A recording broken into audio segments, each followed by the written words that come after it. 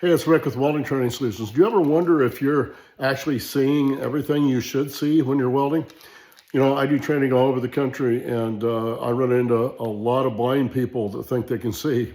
and That's an age thing sometimes, but whatever the case is, you have to have nearly perfect vision to see perfectly what you need to weld.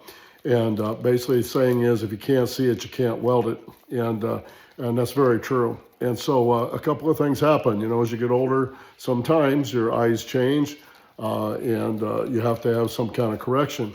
One of the ways that people take care of that is going to diopter lenses, which are basically magnifying lenses that you put in your helmet. And these come in a variety of power, whatever. And basically it's like a bifocal lens in a cheater lens. And it just slips in your hood. In most cases, they'll slip right inside your hood. And they work really well. You can get like a 1.50, 1.75, 2.0, etc.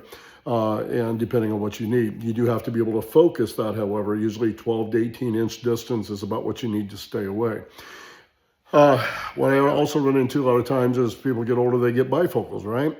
I've had bifocals since I was in my 40s. And where do they put that bifocal lens? In the bottom of your lens. Well, I hardly ever use the bottom bifocal in my lenses because I just never in that position where that works. So if you're welding overhead or vertical, you have to hold your glasses up like this or something to see. And so what I've done years ago when I got bifocals, I wound up with double Ds. And I don't know if you can see this or not, but there's a bifocal window on top that covers about half my lens, a small one on the bottom. And so when I'm welding vertical or overhead position, I simply look up and I look through the top half of my window.